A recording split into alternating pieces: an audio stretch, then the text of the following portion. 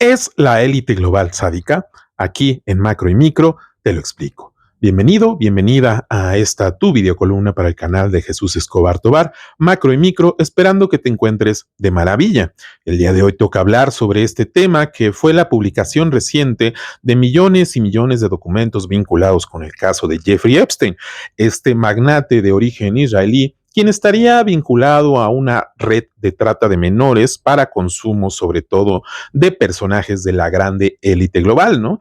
Se ha hablado de personas que van desde la realeza de Europa hasta personajes vinculados con las empresas y la política norteamericana, como es el caso de los Clinton, del mismo presidente Donald Trump y de N cantidad de personajes, incluso vinculados al orden intelectual, como es el caso de Stephen Hawking, este físico quien ya falleció, o de Noam Chomsky, ¿no? Intelectual de izquierda reconocido allá en Estados Unidos.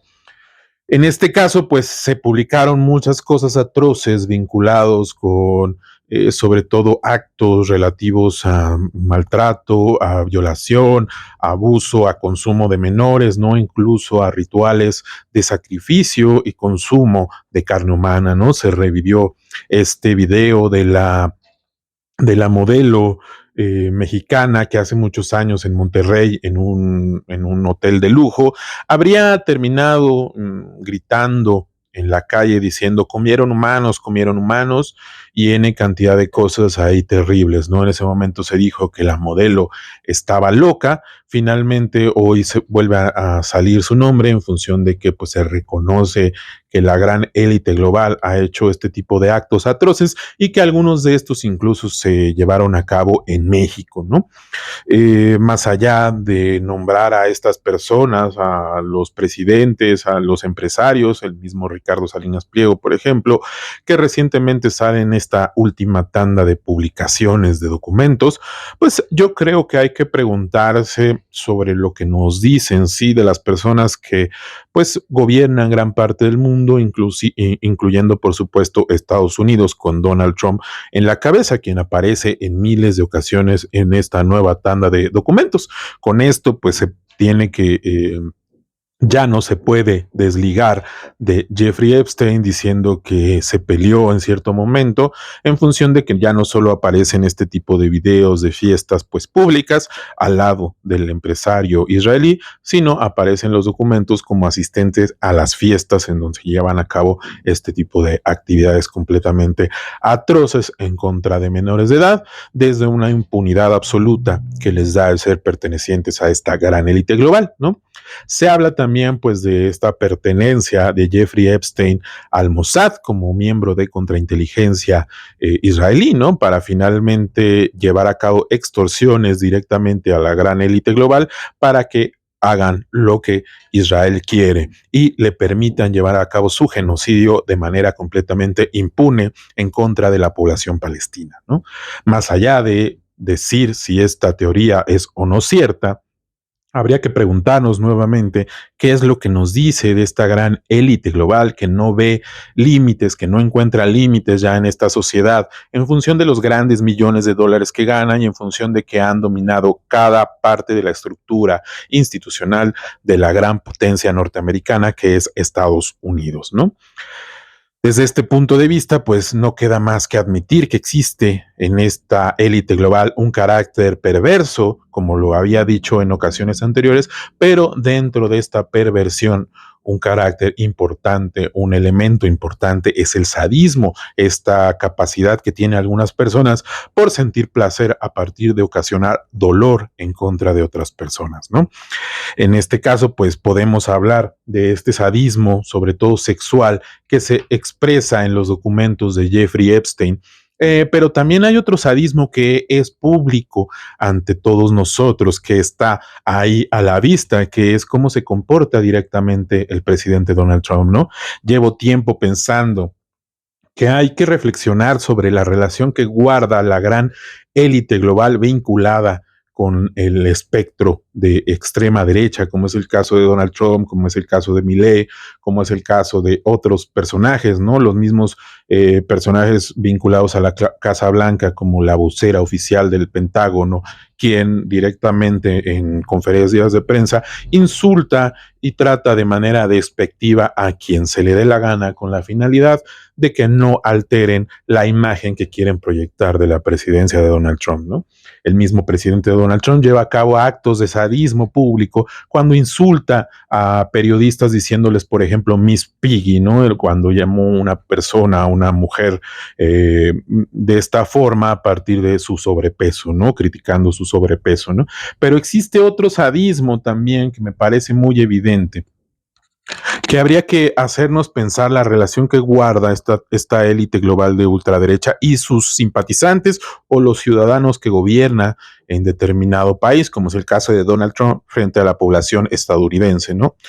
Que es directamente, pues, sobajarlos de una manera directa, pero que al final no se interprete como tal, ¿no? Me explico.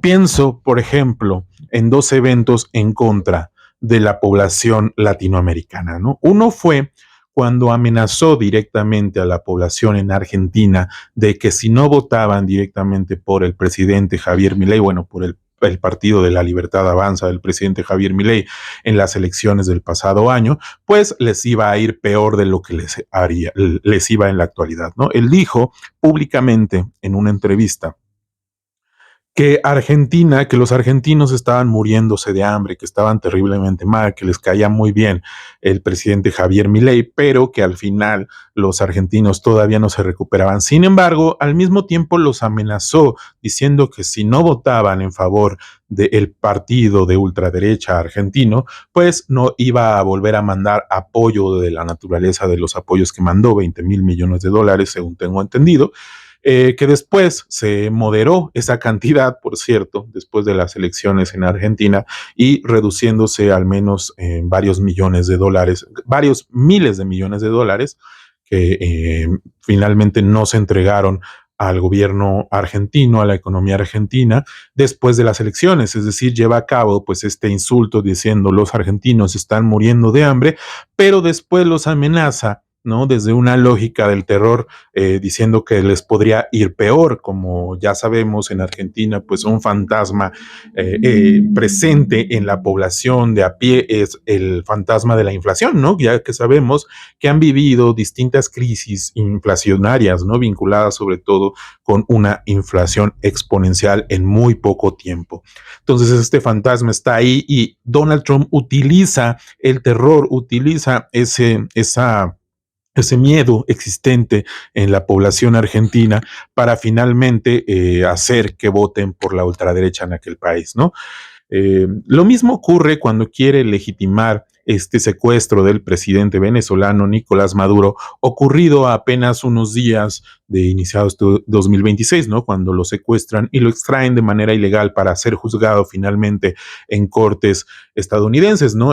Más allá de hablar del evento concreto, en alguna conferencia de prensa de manera inmediata, me parece que el 5 de enero a más tardar, el presidente Donald Trump estaba diciendo que todas las personas que estaban celebrando la captura, el secuestro y la extracción ilegal del presidente Nicolás Maduro era gente muy bella, con excepción de los venezolanos en Nueva York, quienes protestan en contra de él y les llamó, es la gente más fea a la que he visto en mi vida, ¿no? Eso me parece que es un evento de carácter sádico que finalmente no es recibido como un insulto por la población venezolana en Estados Unidos que lo apoya y en otras partes del mundo, en función que dicen los feos son los que apoyan a Maduro, nosotros somos los que no somos feos, somos los bellos, en función de que protestamos, celebramos en apoyo a la captura del presidente venezolano, ¿no? Entonces, a partir de ahí, esa jugada narrativa, pues, nos habla de un de un placer que Donald Trump siente al final por gobernar de esa manera, por llevar a cabo un insulto que no se interpreta como tal por las personas que lo escuchan y que lo apoyan al mismo tiempo, ¿no? Esto ocurre en general, incluso, por ejemplo, con el caso de su política migratoria, en función de que muchos que todavía lo apoyan, que durante años lo han apoyado, que pertenecen al sector latino allá en Estados Unidos, pues decían que a ellos no los iban a deportar en función de que ellos no son delincuentes, sino son ciudadanos de bien, ¿no?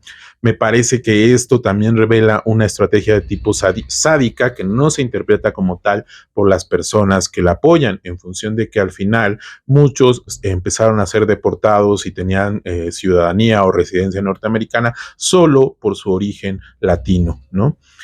Muchos de los que hoy lloran frente a cámaras por la captura de sus familiares y la extradición, pues también apoyaron a Donald Trump en su momento. Hay videos de el antes y el después de la política migratoria norteamericana, ¿no? Donde antes apoyaban y celebraban la llegada del presidente naranja a la Casa Blanca, mientras después terminaron llorando porque sus familiares fueron deportados o directamente ellos fueron deportados y extraditados de estas maneras pues ilegales tan indignantes que está llevando a cabo el gobierno norteamericano.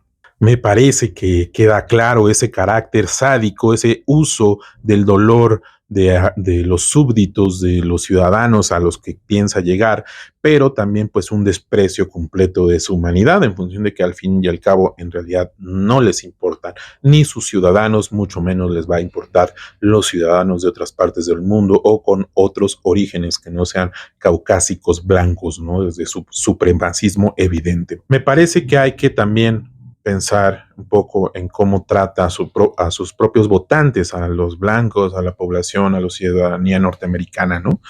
El 23 de enero de 2016, como parte de su precampaña para competir en ese entonces contra Joe Biden, Trump dijo en público: podría encontrarme en medio de la Quinta Avenida y dispararle a alguien y no perdería ni un solo voto. 10 años después de ya ahora que se publican estos 3 millones de documentos en donde Donald Trump es mencionado en al menos 1 millar de ocasiones, arremete en contra de Kaita Collins, quien es corresponsal de CNN, quien hizo una pregunta acerca de estos archivos Epstein, ¿no? Trump dijo que tal vez era momento para el país de pasar a otra cosa, como el sistema de salud, algo que a la gente le importe. Ante la insistencia, Trump responde: eres la peor reportera de CNN. CNN no tiene rating por personas como tú. Y finalmente le habla a los demás y diciendo: es una joven mujer. Para rematar, no creo que te haya visto sonreír. Te conozco al menos durante los últimos 10 años y creo que nunca te he visto sonreír. ¿Sabes por qué no estás sonriendo? Porque no estás diciendo la verdad. Me parece muy, muy loco, muy perverso que este presidente diga este tipo de palabras. Primero, porque justamente dice hay que pasar hoja, ¿no? Estamos hablando de actos de pederastia, de tráfico de menores, incluso en algunos casos, pues de homicidio y de uso para fines de estos rituales atroces en contra de menores. Y le está diciendo a la población norteamericana: hay que pasar la hoja, ¿no? Hay que dar por sentado que esto pasa, pero hay que hablar de cosas que le importe, como el sistema de salud, que también nos hemos dedicado pues a deshacer, a destrozar, ¿no? Finalmente pues insulta a la periodista diciéndole que primero pues que es joven y después que no sonríe y que como no sonríe seguramente es una mentirosa, ¿no? Como si todas las personas que dicen la verdad tuvieran que estar sonriendo, sobre todo hablando de este tipo de delitos, ¿no? Frente a este tipo de delitos, una persona perversa como Donald Trump puede encogerse de hombros y decir: hablemos de otra cosa, ¿no? Ya no importa que se admita que hemos violado niños, que hemos traficado con niños, que hemos comprado a menores de edad. Al fin y al cabo hay otras cosas más importantes, como por ejemplo el sistema de salud, ¿no? Me parece que habla justamente de este sadismo que existe detrás de las acciones de la élite global, quien no nada más gana con las ganancias en términos de plusvalía de sus grandes empresas transnacionales, sino además también ganan con la capacidad de poder arbitrario que son capaces de ejercer, ¿no? Recuerdo, por ejemplo, cuando fue el golpe de Estado hace algunos años en Bolivia, que se habló definitivamente sobre que el objetivo de ese golpe de Estado era la obtención de litio, ¿no? Ante lo cual un personaje tan perverso también como Elon Musk sale a decir: no nos importa cuántos golpes de Estado tengamos que llevar a cabo, al fin y al cabo ese litio nos pertenece, ¿no? Con esto pues evidencia nuevamente esa intención de mostrar el dolor que son capaces de ejercer, el poder arbitrario que son capaces de ejercer, para finalmente pues regocijarse en el poder que tienen, ¿no? Es el caso de Donald Trump con algunas poblaciones en Latinoamérica que finalmente sí les funciona. Por ejemplo, el caso, repito, de Argentina, cuando motivó el voto mayoritario por el Partido de la Libertad Avanza apenas el año pasado, ¿no? A pesar de reconocer este carácter perverso y sádico de gran parte de la élite, incluyendo, por supuesto, al presidente Donald Trump, pues tenemos que reflexionar sobre nuestras capacidades para evitar que ellos lleguen a sus objetivos. Gran parte de sus objetivos es hacerle daño a la población mundial a partir de esta necesidad que tienen ellos de ser sádicos, de ejercer su poder de esta manera violenta. Pues sí tenemos que buscar estrategias, mecanismos de defensa, ¿no? Me parece que mucha gente ha hablado, por ejemplo, de las respuestas de gran parte de la élite global europea frente a Donald Trump o del primer ministro canadiense, ¿no? Quienes han sido muy enérgicos en algunas ocasiones en señalar que Donald Trump no puede ejercer su plena voluntad de manera unilateral en contra de sus aliados de la OTAN, sobre todo a partir de la coyuntura de la supuesta intención de obtener Groenlandia, ¿no? Pero pues también está el primer ministro canadiense quien amenazó al presidente Donald Trump con llevar a cabo actos multilaterales con otras grandes potencias, como es el caso de China y Rusia, ¿no? De diversificar su economía como respuesta ante estos berrinches del presidente Donald Trump. Sin embargo, luego de la amenaza de los aranceles, pues el mismo primer ministro se echa para atrás y dice que no va a llevar a cabo actos de multilateralismo comercial con China, en función de que pues los ponen en riesgo económico, ¿no? Entonces me parece que a pesar de que puedan mantener esta narrativa o este discurso pues contestatario frente al presidente Donald Trump por cuestiones económicas o por cuestiones militares en el caso de los europeos, ya que son dependientes de Estados Unidos, sobre todo luego el tratado de la OTAN, pues es difícil que se pueda sostener a largo plazo, ¿no? O que se pueda sostener en las respuestas que dan en términos diplomáticos, económicos o incluso migratorios, ¿no? Sin embargo, pues sí existe esta otra salida que es la que ha llevado el gobierno de México, ¿no? Me parece que a pesar de que es evidente que existe una subordinación y una dependencia frente al gigante estadounidense, pues también se ha mantenido firme en varios aspectos, ¿no? Me parece que, por ejemplo, con la crisis en el tema frente a Cuba, luego de que secuestran al presidente Nicolás Maduro y que sostienen este cerco en contra del petróleo venezolano para impedir que llegue entre otros lugares, a Cuba, pues México empezó a enviar también petróleo a Cuba, a la isla, por razones humanitarias. Sin embargo, pues también luego de la amenaza del presidente Donald Trump de llevar a cabo actos arancelarios, cuotas arancelarias en contra de los países que doten de petróleo a Cuba, México dejó de enviar este petróleo a Cuba, ¿no? Sin embargo, sí se ha mantenido firme en el envío de la ayuda, ¿no? Es decir, existe un carácter de subordinación evidente que asume la política exterior mexicana, al mismo tiempo que dice: no, hay que mantener el envío de ayuda humanitaria. Incluso recientemente la misma presidenta Claudia Sheinbaum dijo: vamos a seguir buscando enviar petróleo, es decir, no quitan el dedo del renglón, ¿no?